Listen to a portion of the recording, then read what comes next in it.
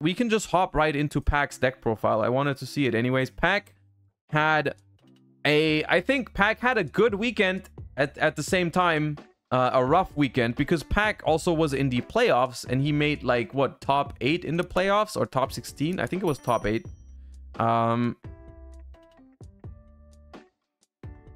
Top 16, was it top 16? Maybe it was top 16. I don't remember. I think it was top 8, no? Because he beat Gunther, and then he had back-to-back feature matches, right? In the playoffs. No? Wasn't it that? Yeah, he had a feature match against Dominic Couch. Yeah, he beat Gunther, then he beat Dominic Couch, and then he lost top 8 to Exosister in the playoffs, which, first of all, that is a great accomplishment. Top 8 in the World's Points playoffs is nothing to scoff at. However, he lost 2 games away from a Worlds invite, right? 2 more wins, he would have gone to Worlds, which is sad. And then in the main event, he also topped. He beat Christian Arena again in top 64 and then lost in top 32, which is, you know, impressive. 2 results, but he was very, very close to getting to Worlds both times. You know, like top 8 of the playoffs, he only needed 2 more wins. Top 32 of the main event, he only needed 3 more wins because top 4 would have gotten there. Unfortunate, but still, let's hear from Pac about the deck that he was using. Hey, what's up guys? It's Pac here. I just got top 32 at the NAWCQ, first national top, so hooray! But unfortunately, did not go to Worlds. So I'm still pretty happy with how I did. I decided to play Pearly. I played it for both the playoffs, as you guys saw on the live stream, and I also played for the main event. I'll show you the changes I made between the playoff and the main event. There was some decision that I, decided to change the non-engine a little bit around, but wasn't too big. Some shout-outs. Shout out to Hani for telling me to stick on the Pearly deck, even though I went to Toronto Regionals and went 1-4 with it, the same exact list almost. Really? So it's good that I kept with the deck, even though I went literally 1-4 at a regional. I think that was really nice. Shout out to Gunther and Jesse and Marcus and Ryan Yu for being my main testing partners for nationals and playoffs preparation. Shout out to Joe Lando, YGO History for filming deck profile, and then shout out to like WAF who supported me, and just like everybody who's like really kind throughout the whole weekend. And whoever else I missed, but yeah, shout out to the Bozos as well. Let me see if I'm missing anyone else. And oh, shout out to the Australians too, because I also asked Jonah, Jojo ASMR, and Poe as well for some help with the Pearly deck, just to talk it through. I called him the night before, and they just offer a lot of like really good words that help me solidify the reason why to play this deck. So huge shout out to those guys as well. And all right, here's the deck profile now, so we avoid that stuff. So basic stuff: 3 yellow, 3 black, cat, and then 3 ash. I decided to play a very low monster count because my end board involves Princess Sprite, and I want to hit like the broken cores of my deck, which are the spells. No, Josh, sad times. I do not deserve a shout. I do not deserve a shout out for this, because I was talking to Pac like a couple days before the event. But then I couldn't give him much advice because I literally didn't play Purely enough. So I did not contribute anything to this. And like Book of Moon, if you hit like Book of Moon, Prosperity, Cosmic, any of those type of cards is like really, really strong. So I almost didn't even want to play this card, to be quite honest, and play only these, and then cut Ash Blossom for a Book of Eclipse. But I think I still needed Ash because I was really afraid of Branded. I was also like really afraid of like just random decks in general. And so here's where that was the first thing that Pac explained to me when I talked to him about the deck. Because like one of the first things that I always say when I see a Purely deck is like, I feel like Purely synergizes with hand traps really well, because you have that combo where you draw cards on your opponent's turn, right? And so in my mind, it's like you kind of just want to draw into hand traps to solidify your board position. But Pac told me that you don't really, it doesn't really apply to the deck, because if you ever get to that point, you don't really need the hand traps to protect yourself, because you will always survive the opponent's turn, right? You will always set up like a Noir that's unaffected or has 2 to 3 bounces or whatever, and you don't actually rely on hand traps there, right? Your opponent is not going to kill you regardless through your Noir, right? So all you need to worry about is you kind of treat those card draws as bonuses, right? It's kind of like you guarantee follow-up. and all that kind of stuff, which I can see that making sense in this deck as well, where you just go with like a kind of a board breaker approach, because purely paired with a couple board breakers can really play into pretty much any board, right? You almost want to allow your opponent to clear your monsters so you gain advantage. Yeah, if you have like My Friend and the field spell, I can see that too. So I think some amount of hand traps is okay in purely, but I don't think you need to stress about it too much to the point where you need to play like effect veilers and such. If you draw Ash off your Sleepy... I know that, unless he sent me a list and then changed it later, I know that for the playoffs he was playing Nibiru. It's like just a really good interruption for no reason, so there's that. One Delicious, every time I drew it, I won except in top 32 where I got decked out. 3 Sleepy Memory, 3 Happy, and then just 3 Pretty. All these cards are really, really powerful. Their second effects are really, really strong. The deck becomes really broken post Dune because this card by itself is a draw of 4 plus shuffle 2, so be on the lookout for that. That set should be out. Oh yeah, right! This deck gets very good after Dune again, maybe. Because you can go, oh no, because the new XYZ mentions Sleepy Memory. So you activate Sleepy Memory, you summon Lily. Lily searches, what does Lily search? The trap? But why is it 4 draws then? By the end of July, or July. You search My Friend, and then what? Oh no, you get the trap for free! Hold up, I forgot. No, you get the trap. So My Friend gets you the field spell. Or Sleepy. You reveal 2 Sleepy and 1 field spell. So you get them one of them guaranteed. The XYZ gets you the trap card, and then you attach another Sleepy, and then you draw 2 from the rank 2, and then you, oh my, yeah, okay. 29th. 3-5 My Friend Pearly. So usually like I think the reason why this deck is so good because when you have this established and your opponent's like hand trapping you, you have also a bunch of non-engine that stops them from playing, and this card just wins you the grind game. So it's just like really, really powerful. This card is phenomenal. Also, there's a lot of really cool things about this deck that's really rewarding, because as you like get better with the deck, you get to do some really cool plays. Like I crashed. If you watch the game against Dragon Link in round 12 on the bubble, I did a play where I crashed my own happiness to. Like, I attacked 2 times with happiness, add 2 cards, then I happiness attached to the happy, crash my monster into his Magmoot that he left in attack, and add back 3 cards off this, and then summon back a White Cat off the field spell. So I played 2 field spell. I don't think you need more than. I think you could play. There's a reason to play 3 as well, but I found myself breaking on this card way too much. So I decided just to play 2, and I just added when I needed it, pretty much. I think 2 was like enough. I just didn't want to break on this. The reason with the trap, like, I wanted to like play just the right amount to not break on them, because I have room for like 18 on engine pretty much. So I think 1 and 2 was fine. I know Kamal played 3 of this and 2 of this, but this card was really bad going second, so I really only wanted to play 1, because you almost always get access to. So if you hard make Noir, you don't actually search this. I think a lot of people just tunnel vision with searching this card. If you can hard make Noir on your turn, you should be searching the field spell.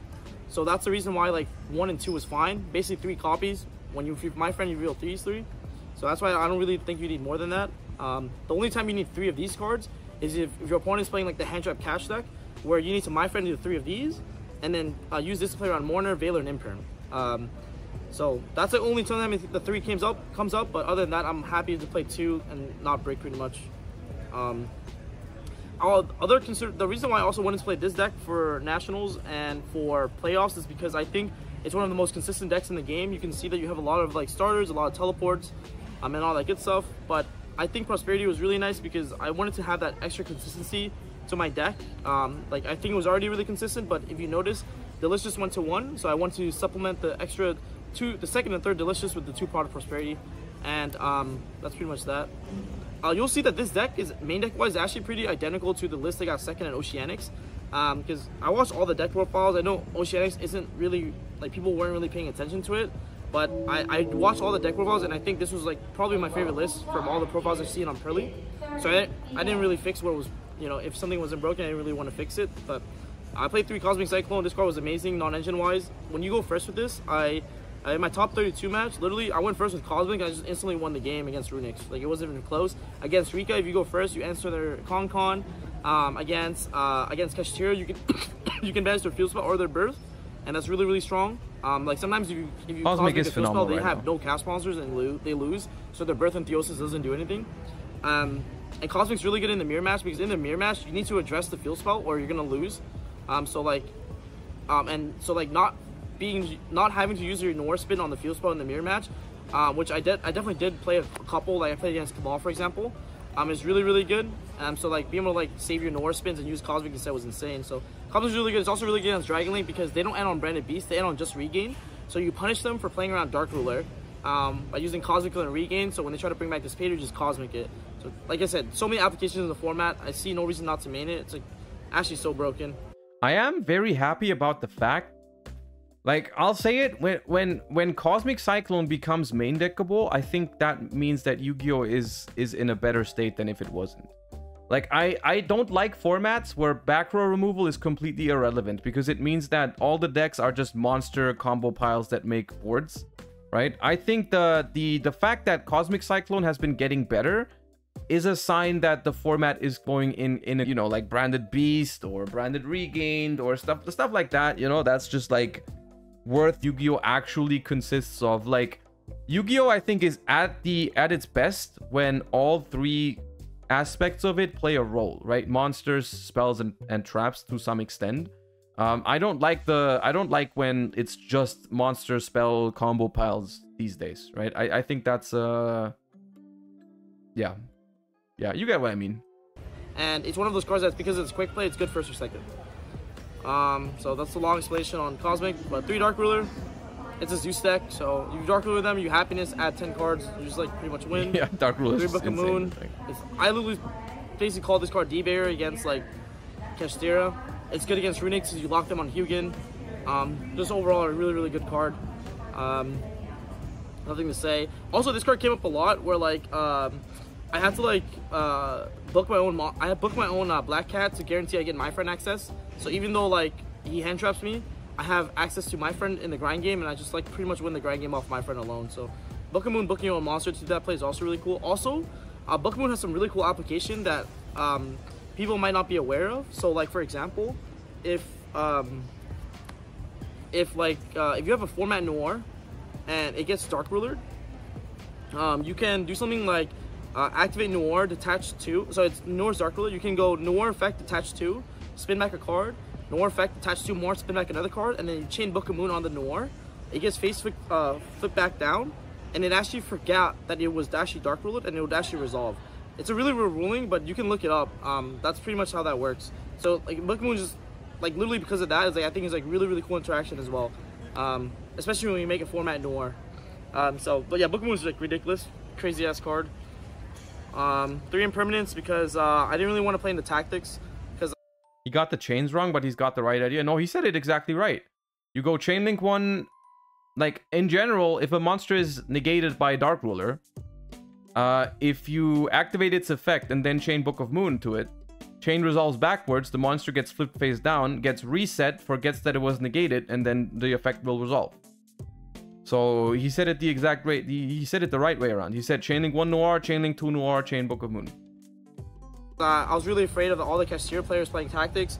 I know like a lot of other Pillar lists didn't cut Impermanence, but I was just really afraid of like I said, tactics, but also no, not in response to Dark Ruler, not in response. It's just if it's already been negated.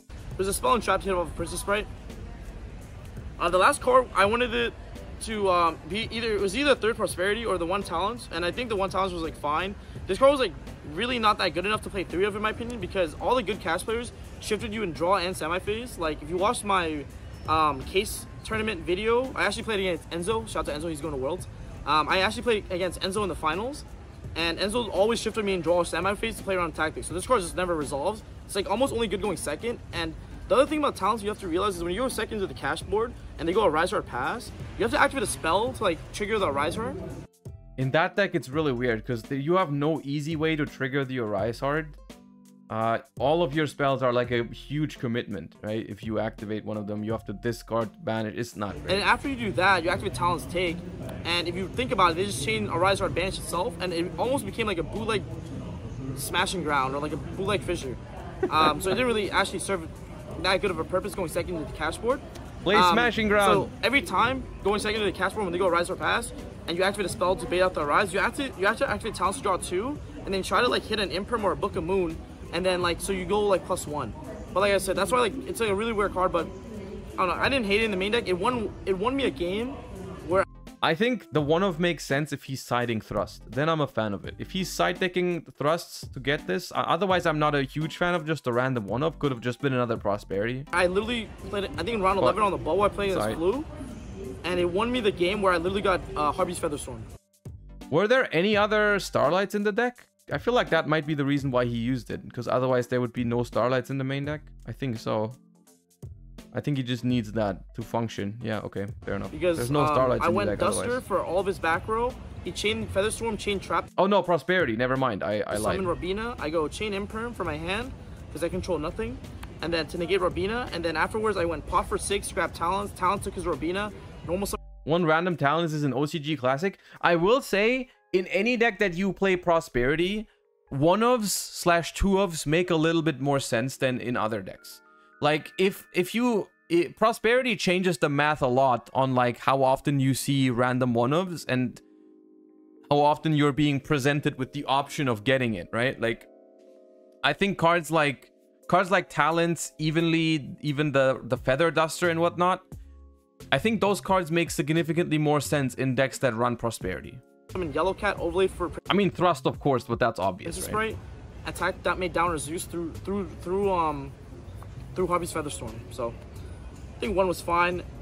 Pot for 6, you might get it. It's all right. I don't mind. It's like the 40th card. I'm playing 40. Yeah. All the other Pearly lists this weekend played. I think they played 41, which is also fine. I think deck's pretty consistent with all the teleports. So I played 1 Linger Evo. So I had this card actually won me 2 matches. So already by itself, I would be out the tournament if I didn't have this card in my extra deck. So a couple applications why this card is really insane, because a lot of people don't know if you're playing Donor or not. The previous list did, and I played against a Sprite player who literally made he ended on Nightmare Griffin, Griffin, the Griffin Rider, Right Token, Melfi, the Melfi Caddy, Melfi XYZ, Fenrir in the Fence, the Sprint, Smashers, and Starter. And this card won me the game because I didn't use a single card. I draw for turn, I drew Ash Blossom. I normal summon Ash, and I normal summon Ash, and Ash for res, and he Smashers it. So I used Ash Blossom to bait the Smashers.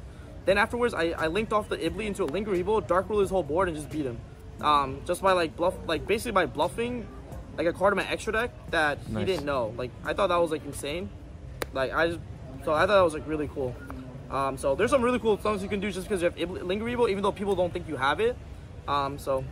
But I think now that it's standard, people should expect to have Linger Evo, and then they can't Ibli lock you. Anima is also obviously crazy because you can, when you have the application with this card that's broken is if you have like Pretty Memory under like a Plum, for example, you can go effect, you can go Anima, take like one of their cards that they summon in front of Anima, you send the equip, then you put Noir on top of the XYZ, then you send the Anima, so you get to take 2 cards for free. That's a really cool interaction I did that got me 2 extra materials for no reason. When your opponent misplays into the thing. And then Azalea is just like, this card is just so busted. I was under summon limit, and I got to Azalea by summoning my opponent's end phase, and I used my 2 summons to make Azalea, pop my opponent's summon limit. Well, I Dark Ruler first, pop my opponent's summon limit, enter battle phase, attacked into Shangura, and then popped it by banishing a spell from my graveyard. So the card was just crazy. The second effect is also really relevant.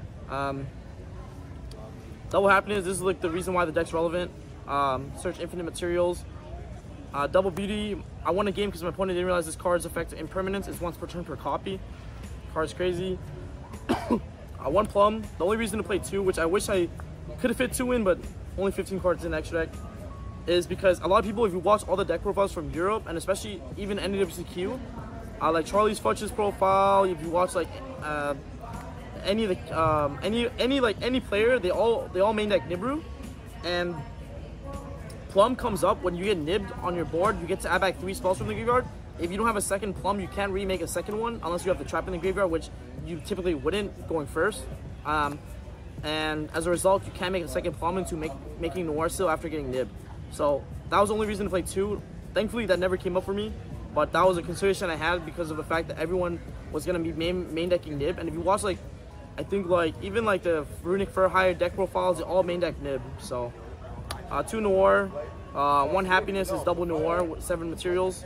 If 1 yellow hits, so you play 2 for that reason. Yeah, 2 Zeus.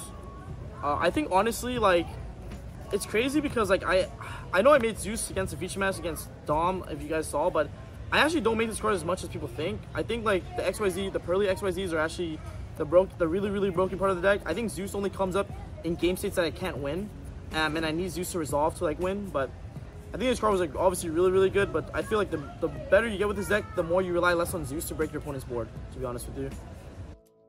I can see that. It's just that also the threat of Zeus is really important for this deck, right? The threat of Zeus makes your opponent play really awkward sometimes, right? You have 2 level 1s on the board. Your opponent needs to worry about just like Slacker Magician attack directly, make Zeus, right? And so it's just like even in a lot of games where you don't end up making Zeus, the fact that it exists still plays a huge role in how your opponent needs to, you know, interact with your cards, right? So like you force your opponent's interruptions out because Zeus exists, and then you might not even end up needing it because they've used their interruptions in other places, so you can just do the purely plays. For the rank 1s, you have Slacker. Obviously, one of my cast opponents forgot to use Unicorn, and I punished him, made Slacker, and just Zeused him. Princess Bright. I played 9 monsters, 31 spells and traps, so this card is busted in this version, I think. Like you have like 9 monsters in the deck, and you pull some of them out with your quick plays before making it. I mean, 2 of them are at least gone, right? When you make Princess Sprite, because it needs 2 level 1s. So it's only maximum 7 monsters left in the deck. So you have like insane odds, like 80% upwards to hit spell cards. You're like hitting this like literally almost every time, but I'm pretty unlucky. I hit Ash Blossom, and then 1 Downer Magician to make a really big Zeus. So that's pretty much it for the extra deck. Dude, those sleeves are ancient. Which year was that? 5D's qualifier? That's like 2010 or 2011, dude. For the side deck, I played Storm and Feather Duster. I almost didn't play this card because I think everyone's siding Anti-Spell and Eradicator. So I think these are just not being sided in against Kashtira, in my opinion. I had this mainly just for Labyrinth. I'm just really afraid of Skill Drain. I think the card's just too busted. And more stuff for Labyrinth. This card's also really good against the Runic Furhire deck. If they don't open Sprite cards, and they open only... You think Purely could go 2 Plump, 1 Zeus? I think as long as Kashtira Unicorn is in the format, you can't afford to go 1 Zeus. Runics and Furhire cards, you bell the Donor and like the game's just over. You can also like bell their Rex or Reborn on your turn if you top deck it, so they don't get to trigger don't put a Papa card. Bell is just like ridiculous. Dewey Joel for the Runic decks, Dragon decks, all that good stuff, so pretty good. Nibiru, honestly, this card is terrible for me. I almost never sided in against Dragon Link. I don't side this card in. I thought I was supposed to, but I realized like it doesn't. I think low-key, Nibiru was a really good call for this event. Almost all the Cash duelists played into Nibiru, at least on stream from what I saw. And also the ones at Euros, I think, played into Nibiru pretty much all the time. Actually do anything. You play into Thrust, which lets them like God knows what happened. They rip cards out of your hand, all that good stuff as well. And like they just trigger Regain to bring back their Dispater when you nib them. It's just like pretty bad. I found out that I'd rather just Dark Riddle them and break their board that way. So yeah, this card was not really that good for me. I wish I played Kurikara, which is what I ended up playing in the playoffs. I played Kurikara over Nibiru, and this card is way better because when you get D-barriered, having Kurikara access to a level 1 is like really strong because you can bring back your opponent's Arise Heart, and then just like you don't really care about Shifter, you can actually just use their Arise Heart. I thought that was like really neat. And yeah, it's just like really strong. It forces like Zeus through because it's level 1 randomly. And yeah, I just played through Barrier better, I think. It's overall a better card. I almost wish I played Fenrir and Kurikara together in side deck because of that. Because it just played through like Barrier a lot better. But honestly, the reason why I think this deck was a really good medical because no one played Barrier in their side deck, and the people who did went to Worlds. So shout out to Enzo for having Barrier in his side deck, because I think if he didn't have Barrier in his side deck, he would have lost to Kamal. And Kamal hand was like the nuts. So yeah. Ooh, Barrier is scary if you're playing purely. That is true. That pretty much only has XYZ plays. Yeah, Kurikara is really strong. And then I just decided Organism because I expect to go first against Kashtira. They're going to make me start. And this card is really good against Cash because they have to really commit a lot of cards to out this. And then the second reason is because against Brandon, I think it's a really bad matchup for the deck, and having this card make it so that if they gimmick puppet you, you gimmick puppet them back with Organism. So that's pretty much that, and that's it. That's it for the profile. So very solid list. Once again, I'm not a purely expert, but I am a big fan of the deck. In theory, I like the skill ceiling of the deck. I'm planning to get into it more, especially with the new support from Duelist Nexus. And I think if you want a great showcase on how to play this deck and why it's good in this format, you might want to just look at the deck, the feature matches of Pac and Kamal from the playoffs, because I think it was some phenomenal. Probably the best gameplay from the weekend was from the purely feature matches, which is why. Purely is just a deck that I think comes with good gameplay, usually, if people know how to play the deck. So very much would recommend those feature matches if you haven't seen them yet.